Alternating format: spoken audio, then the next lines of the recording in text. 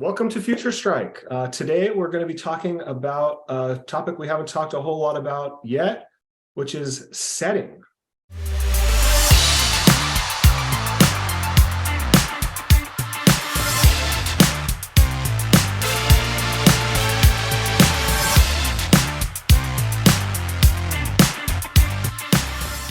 All right, well, welcome back, everybody. Welcome to Future Strike. My name is Cliff. And I'm Spencer. Happy Sunday, y'all. Yep.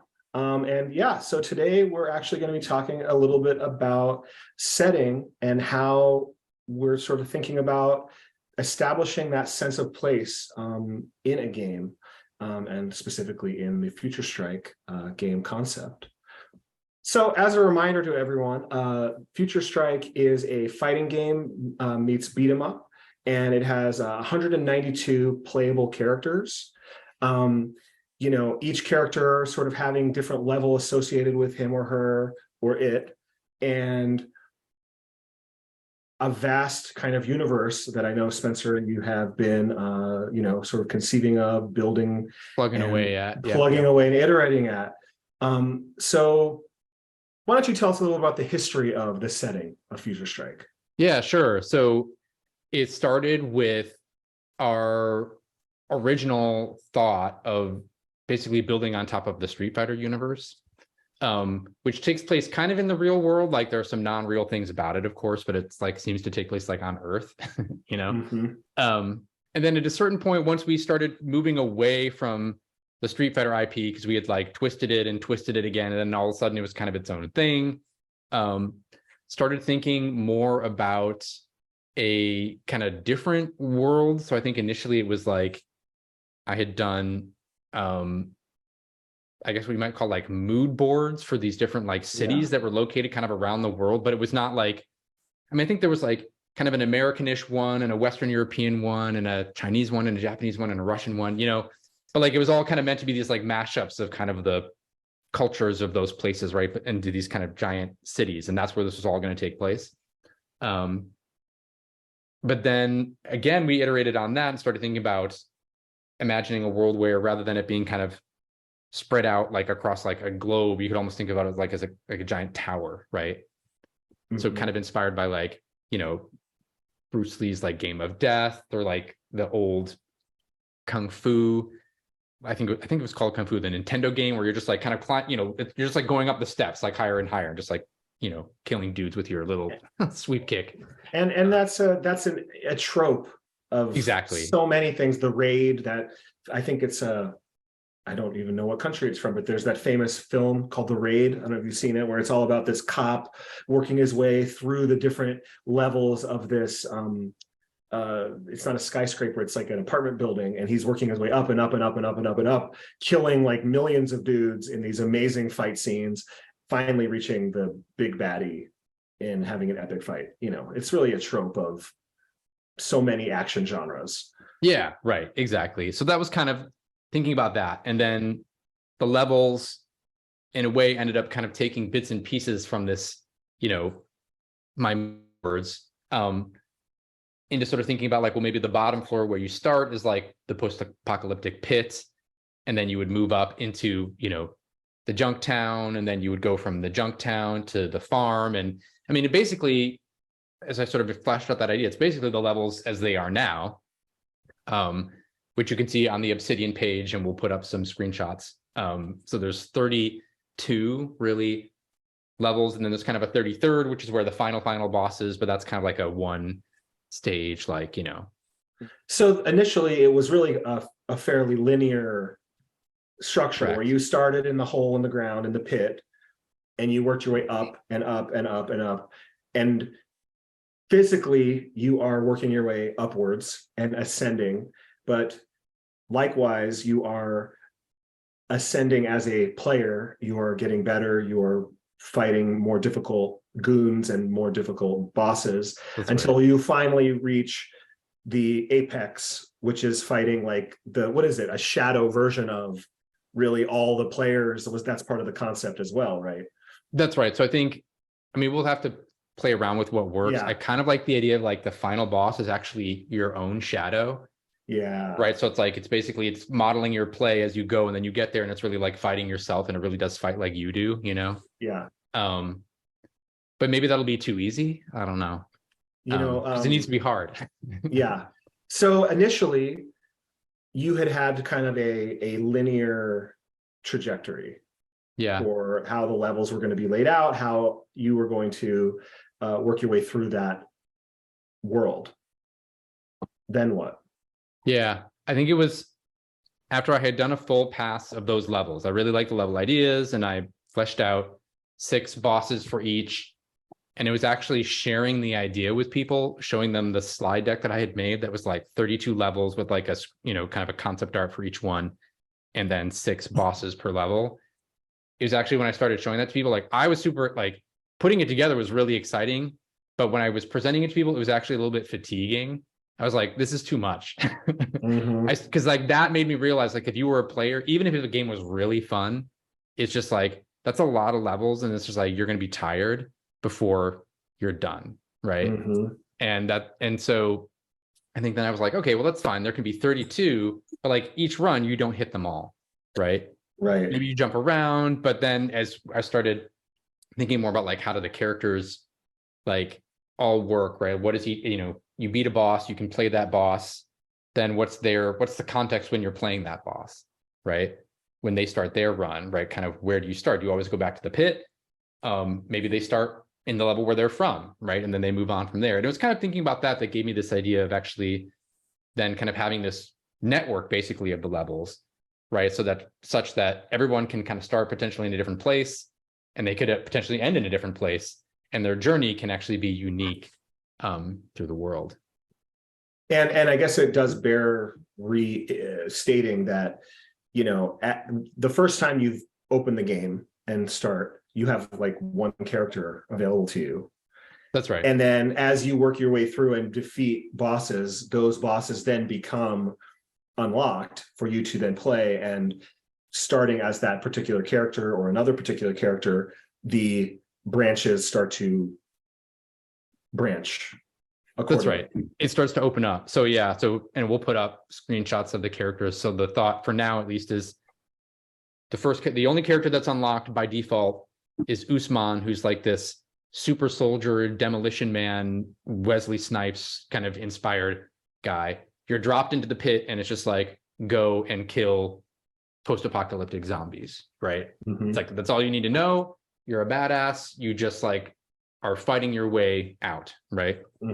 But if you beat any bosses on your first run, right? Like, so let's say you at the end of the pit, you encounter Vex, who's kind of like a guy. He's a little bit like Scorpion, but more evil, like from Mortal Kombat. He uses poison, right? Let's say, okay, so you fight him, you beat him, right? You move on to Junktown.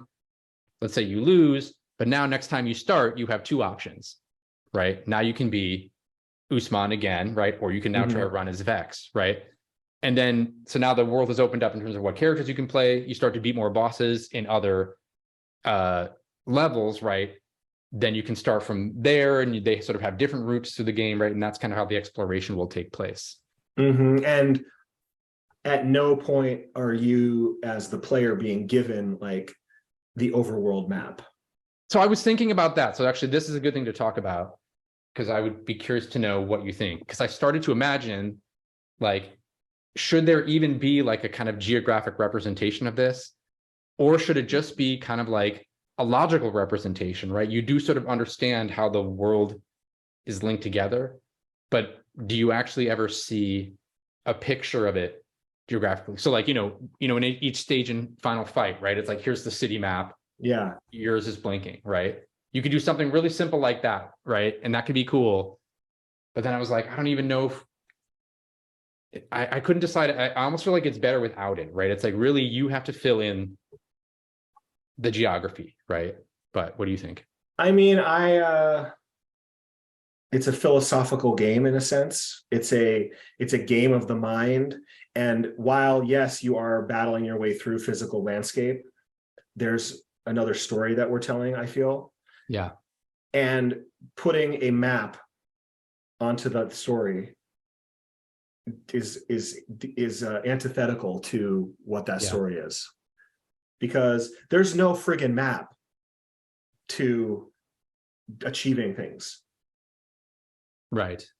And ascending, what does that even mean? As one character or another, would there be a different map for every character? Because every character has a different mountain that they have to climb in order to get to the ultimate. If you're an evil pirate, cyborg pirate, you have to overcome certain things. But what if you're there's that I forget her name, but she's just waiting for the bus, reading a book, as someone interrupts her from reading a book, and now she's in a battle. You know what I mean? So there's no one map that could really encapsulate or summarize what these people are going through. Yeah. That's the way I lean as well. I think like really strengths actually of fighting games, and to a certain extent like beat 'em ups as well, right? Because I'm trying to think, like, there's so little text in most beat 'em up games, right? It's just like sometimes there's a little cutscene, but typically it's just like you're in the town, moving left to right, you got to beat up tons of stuff, right? Here's a boss, you got to beat them up, and onto the next place, right?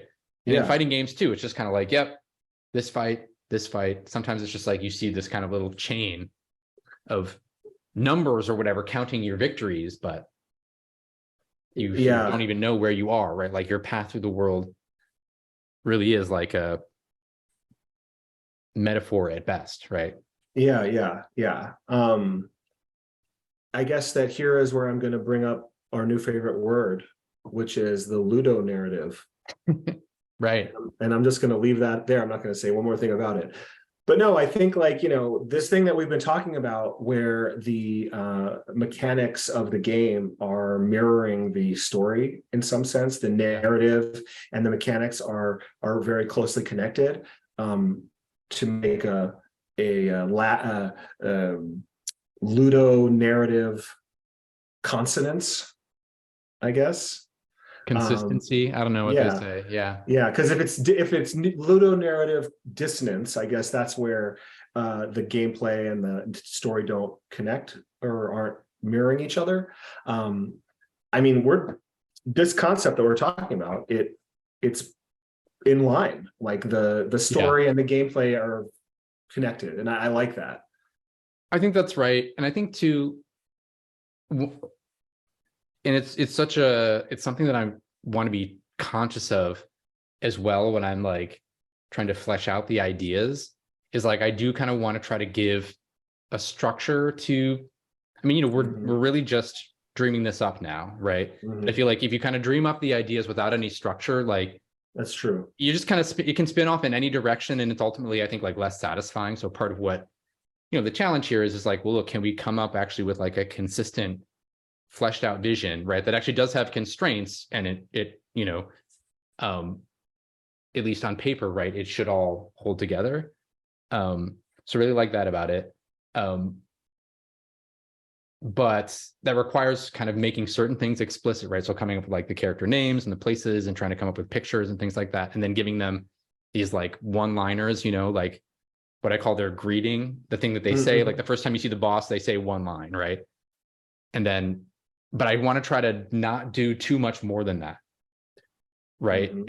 Because I think some of that is for reasons of the Ludo narrative, but there's also another piece of it, which I actually think it allows the player in a way to fill in the story, right? I actually think ultimately that's like so much more powerful. And like the example I always think of in this respect is like Star Wars, and how like Star Wars, after the original 3 movies, part of the appeal was that there was so much left unsaid, right? There were so many kind of gaps and things that you had to fill in if you wanted to understand that world.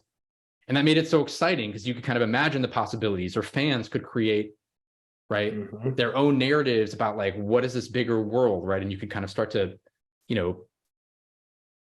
basically it was big in your imagination in a way that, as they've tried to fill in more of those blanks, it's just like, it's not satisfying, right? Well, that's what I was just going to say that exact thing, that's part of the problem with these IPs that are so rich with possibility, but making too much content, in a sense, works against that possibility, because then you start to constrain it by, you're like, oh, okay, well, now they explained the force with midichlorians or whatever, matriculation. Yeah, whatever they are, and things like that. It's like, just why don't. Yeah, exactly. And so that's what I think, like, in this, for Future Strike, the place where I want this to sit really is that place where there's enough there such that you understand what you're doing, right? Like, your character is on this journey, you're moving from place to place, the links between the places make sense, your character's journey makes enough sense, by the time you reach the end, that it feels meaningful, both kind of, within the narrative dots that are sketched, but also, like, it should be a meaningful experience for you, right? Because, like, actually completing it is an achievement, right? And the experience should be in the gameplay itself. It shouldn't be all this superfluous other different things all around it, and like a text heavy, story heavy game, is good in its own way, but I don't think that's what this wants to be. This doesn't want to be The Last of Us, with a emotional story of father-daughter and love and loss, and all explicitly told in a very cinematic way. Like, this is more of a Ludo narrative.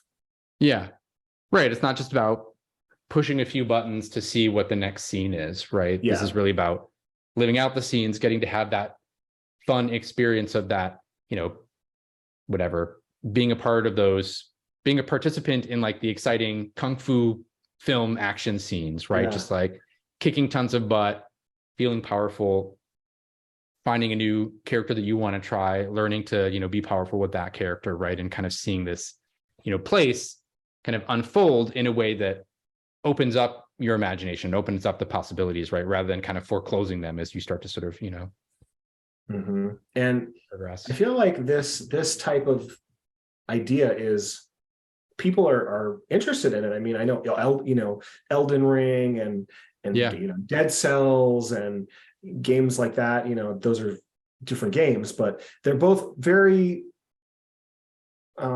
strategically pepper the world with information. It's more about the mood, it's more about the atmosphere, but really, if you ask probably 10 people, they would all give you a different version of exactly what's going on, which is kind of cool. It's like, then it becomes part of your own, you download it into your own brain, and then now it's yours, which is pretty cool. Yeah, no, exactly right. All right, well, we covered a lot there. I think we're going to wrap up talking about the setting and how we've been thinking about it. Until next time, subscribe, like, make a comment, and we'll see you in the next one.